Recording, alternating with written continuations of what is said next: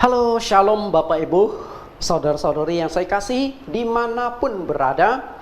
Berjumpa kembali dengan saya, Pendeta Nathan Jurnawan, yang secara khusus memberikan pengajaran-pengajaran melalui link YouTube Bible Teaching Ministry. Saat ini saya akan mengupas satu topik yang sangat fenomenal belakangan ini, yaitu persembahan buah sulung. Saya mengupas dengan judul Mengeruk Kekayaan Melalui Persembahan Buah Sulung. Satu topik yang lagi hangat. Akhir-akhir ini muncul seorang hamba Tuhan yang sangat getol menghimbau jemaat yang ada di bawah naungan gerejanya memberikan persembahan buah sulung. Sebut saja pendeta itu namanya Mr. X. Oke, Mr. X. Tanpa bermaksud menghakimi atau menyerang Mr. X, umat Kristen harus tahu kebenaran Alkitab. Jangan mau diperalat oleh oknum hamba Tuhan untuk dijadikan sapi perah untuk memperkaya dirinya sendiri. Berapa banyak pendeta yang orientasi motivasi pelayanan adalah duit, duit, dan duit. Karena itulah dengan ayat-ayat Alkitab berusaha mengeruk kekayaan dari jemaatnya, yang kasihan adalah jemaat yang polos. Karena itulah yang akan saya sorot secara tajam adalah tentang persembahan buah sulung. Nah, ada 5 subtopik yang akan saya berikan dalam judul Mengeruk Kekayaan Lewat Persembahan Buah Sulung.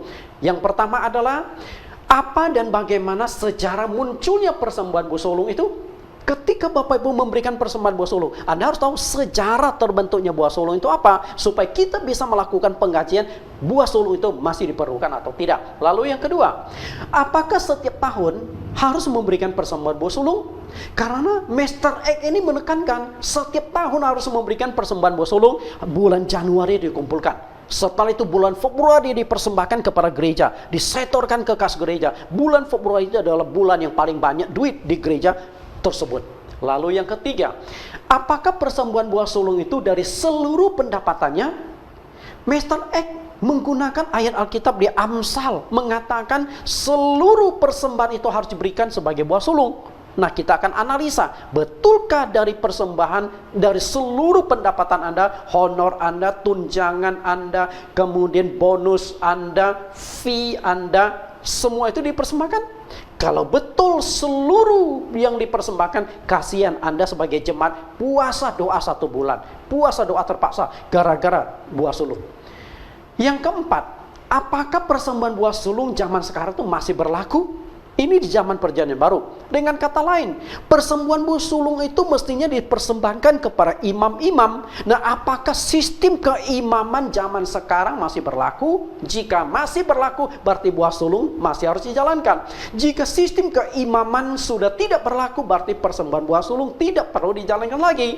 Lalu yang terakhir, apa motivasi pelayanan sebagai seorang hamba Tuhan? Motivasinya profesi atau pengabdian. Dengan kata lain, jabatan pendeta PDT hanya 2 kemungkinan, profesi atau pengabdian. Kalau pendeta itu profesi, berarti jadi pendeta itu hanya pekerjaan. Sedangkan kalau pengabdian, dia jadi pendeta demi menyelamatkan jiwa manusia, berarti orientasinya bukan duit. Nah, banyak pendeta orientasi duit melulu, orientasinya kemuliaan melulu yang dikejar, sehingga menurut saya itu hanya profesi, bukan pengabdian. Oke. Nah, kelima topik ini kita akan kupas di bawah, tapi saya tidak kupas secara keseluruhan. Untuk mendapatkan penjelasan secara rinci dan keseluruhan, Bapak Ibu bisa mengunjungi Bible Teaching Ministry, satu link YouTube yang khusus untuk memberikan pengajaran-pengajaran Alkitab. Hal-hal yang keliru saya coba perbaiki di link Bible Teaching Ministry. Banyak pengajaran-pengajaran menarik yang Bapak Ibu bisa temukan.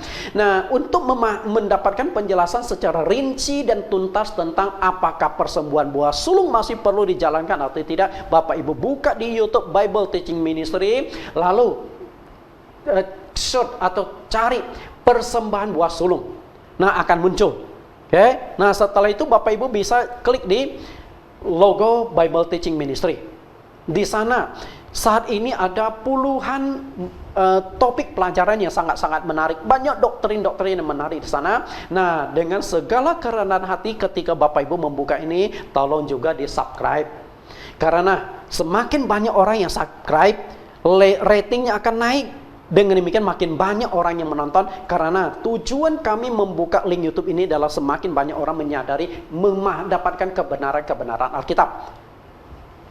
Tuhan Yesus berkati. Silakan buka link kami dan silakan tonton untuk menemukan jawaban, masih perlukah persembuhan bosong itu dijalankan. Tuhan Yesus berkati.